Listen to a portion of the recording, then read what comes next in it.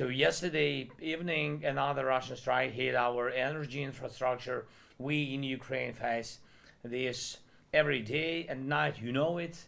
And despite Putin's words about allegedly being ready to stop the attacks, nothing has changed. Efforts.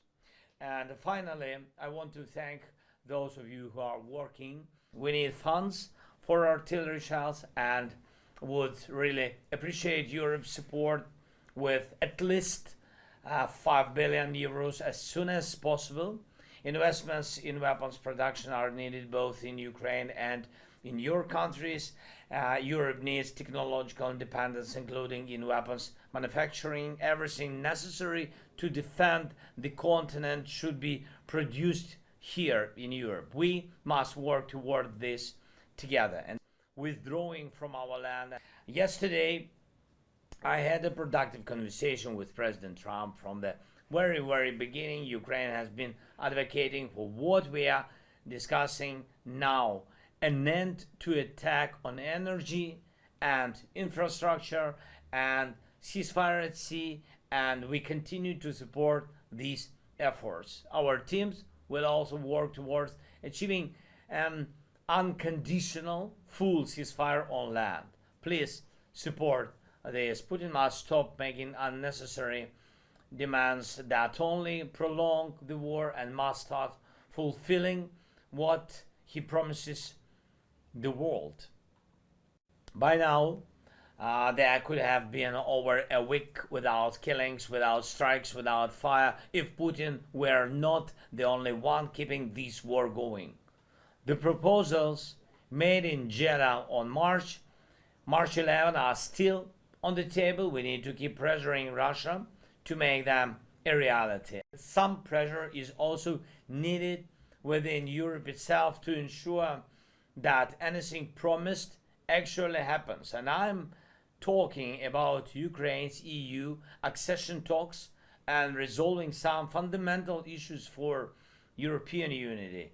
It's simply anti-European when one person blocks decisions that are important for the entire continent or that have already been agreed upon. Steps in this direction.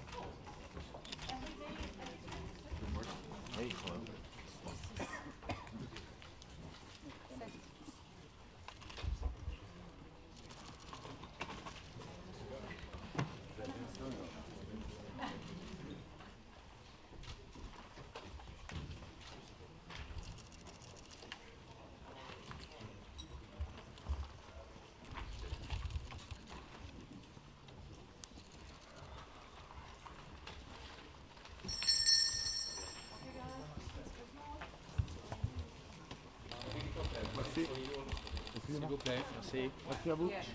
Excusez-moi.